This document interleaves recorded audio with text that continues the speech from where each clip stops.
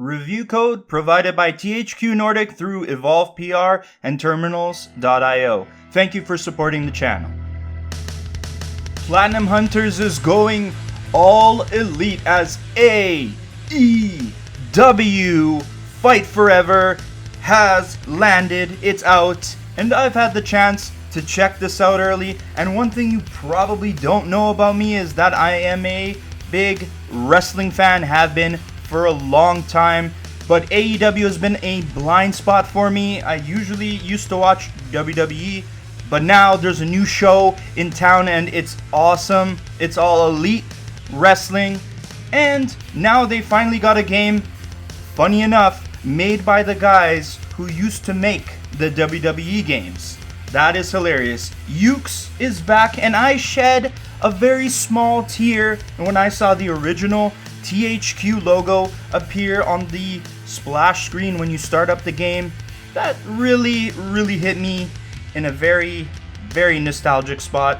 AEW is not the 2K games in any way. It is its own thing. It's a smaller kind of game that's more akin to No Mercy, or more akin to Here Comes the Pain, or the early WWE Smackdown vs. Raw games. If you are nostalgic for that era, then this game is for you. And we're gonna go and check out the trophies for the platinum run for this game. We're gonna go over what you need to do to get this platinum trophy, and what are the different steps you'll take, and the hurdles that you'll come across along the way. I will do a full trophy guide video like I usually do, covering every single trophy, but for now, let's do a trophy breakdown and see what you're in for if you choose to go all elite. This game has a total of 39 trophies to collect, with the platinum name being called All Trophies Earned. Why couldn't you just call it All Elite? That would have been better. Not All Trophies Earned. All Elite! You'll have to do a minimum of 10 playthroughs. Whoa, hold on. 10 playthroughs, don't be scared yet. I'll explain what that means along the way. And there are 5 missable trophies to worry about. Also inside this mode where you do 10 playthroughs, I'll explain it on the way, just don't panic. The best place to start is those miscellaneous trophies where you're getting the ring rust off, especially if you haven't played a wrestling game from Yuke's in a long time. This is where you're going to get used to the controls and get trophies such as First Win, where you have to defeat a calm opponent in an exhibition match, or win a singles match after hitting an opponent with a signature and a finisher. That one's called Full Course Beatdown. There's other stuff like win by submission. There's other stuff like hold a title in exhibition and win a belt from a calm champion. That trophy's called Belt Collector. So these are good trophies to get you started, to get you used to the way the game plays, and then it gets deeper from there. Each wrestler has a combination of these things called skills, which give you different offensive skills or defensive skills depending on the ones that your wrestler has.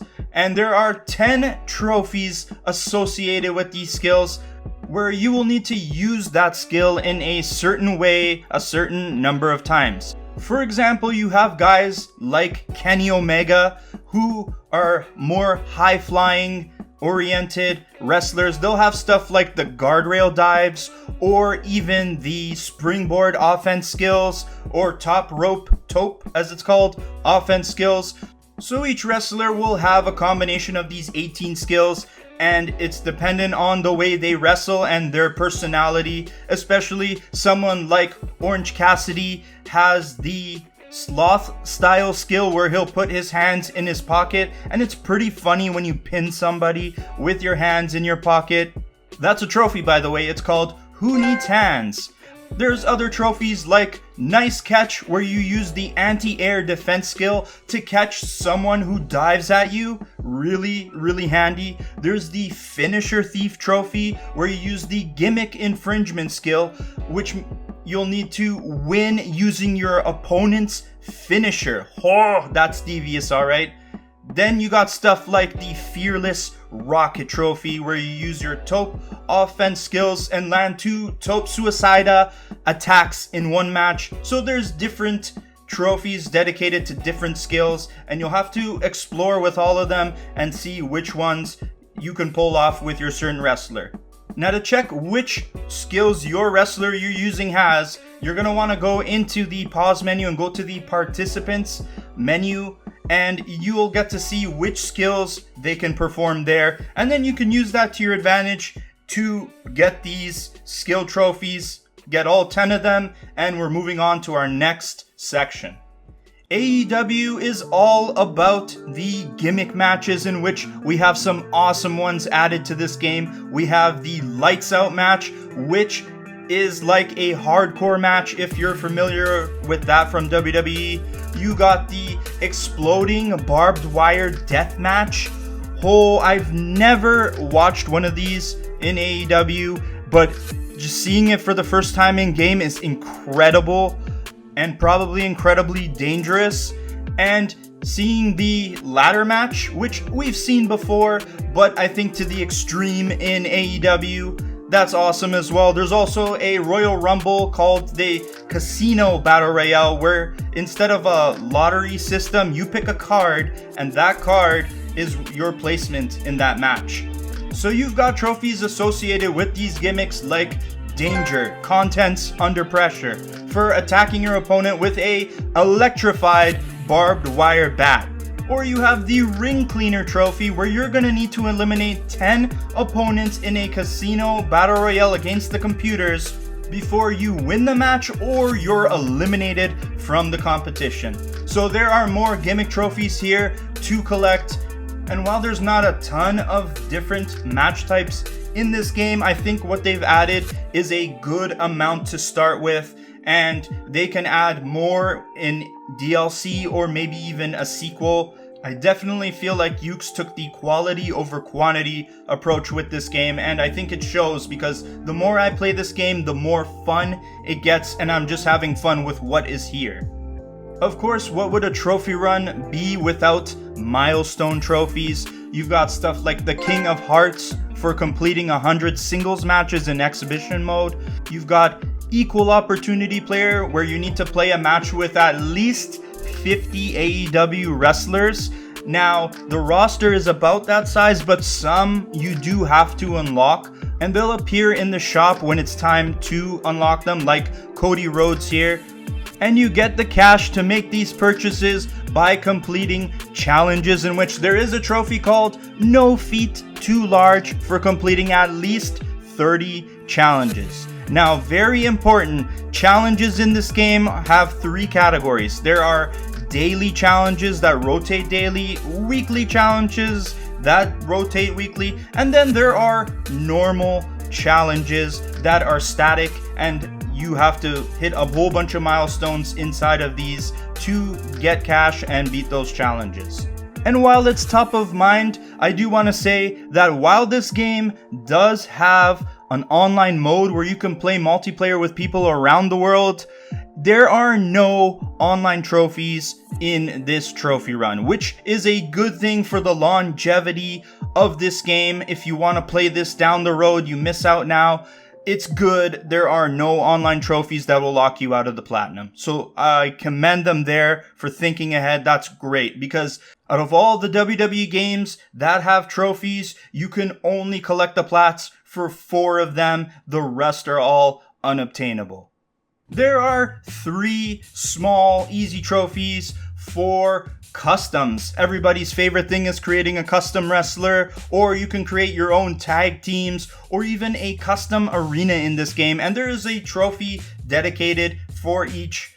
There's the Making Their Debut trophy for creating a custom wrestler and competing in a singles match with them. You got the Promising Team trophy for creating a custom team with your custom wrestler on it and completing a tag match with them. And then the Arena Architect trophy for creating a custom arena and using it in a match, completing it to the end. These trophies have been nice and dandy so far, but now we start to get into the more difficult stuff and the more grindy trophies that are in this run. Let's start with the difficulty, in which there are only 3 trophies you need to worry about. You have the 4-way Dominator Trophy for winning a 4-way match with 4 opponents set to hard difficulty or higher in exhibition.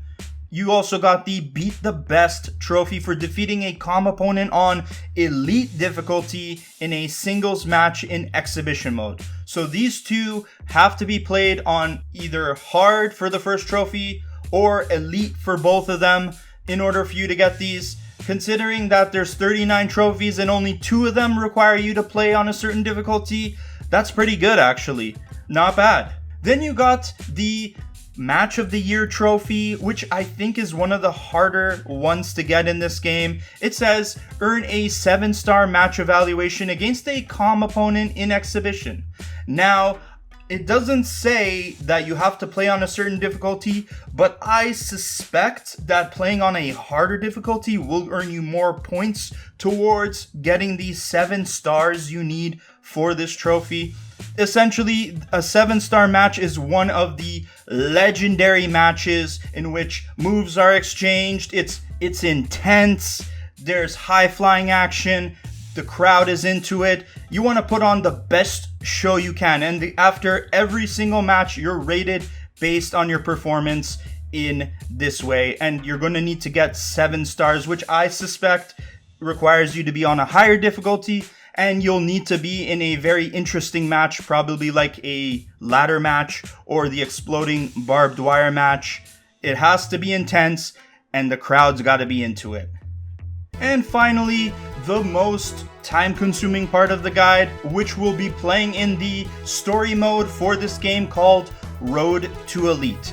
This will remind you very much of the early storylines you find in games like Here Comes the Pain or in WWE Smackdown vs. Raw, where you have your backstage stuff, where you cut promos and you talk and make decisions. Plus, you got your ring matches where you're working towards championship titles. You're working to be the best in the business, starting from the bottom and working your way up to the top of the ranks.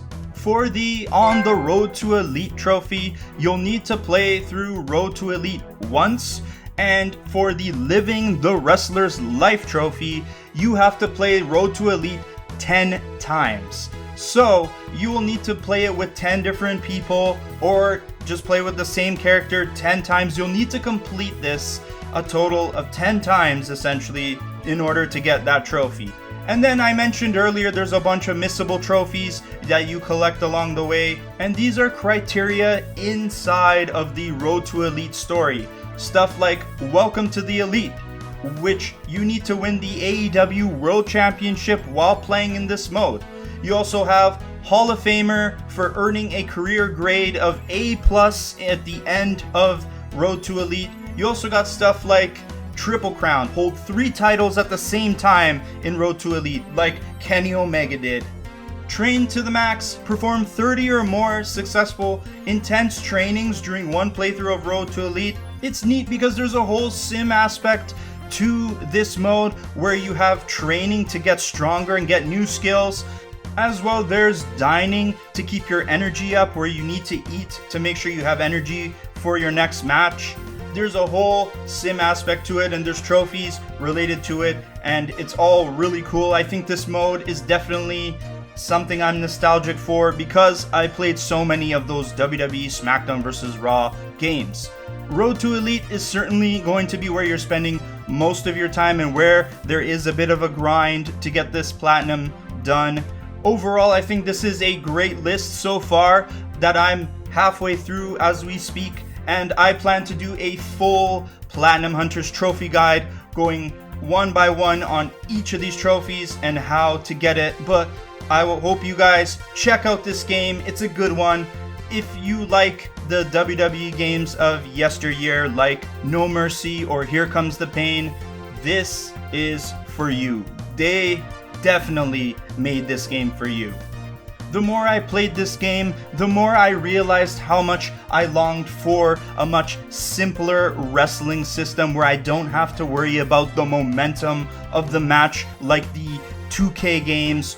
Not to say those things are bad if you really want that wrestling sim experience, but if you're looking for a more arcadey experience, I think this one is the right game for you. And you got a mix of new talent with old talent that you recognize from back in the day, like Chris Jericho, CM Punk, Christian Cage, Paul White, aka The Big Show. And then you'll learn to love all the new talent that is in this game, like MJF and Kenny Omega, and fuck me, do I love me some Darby Allin. But I hope you like this video, this trophy breakdown of AEW Fight Forever. Let me know down in the comments section if you're pumped to get this game and check it out. I hope you guys have incredible trophy hunting expeditions that are all elite, and peace out.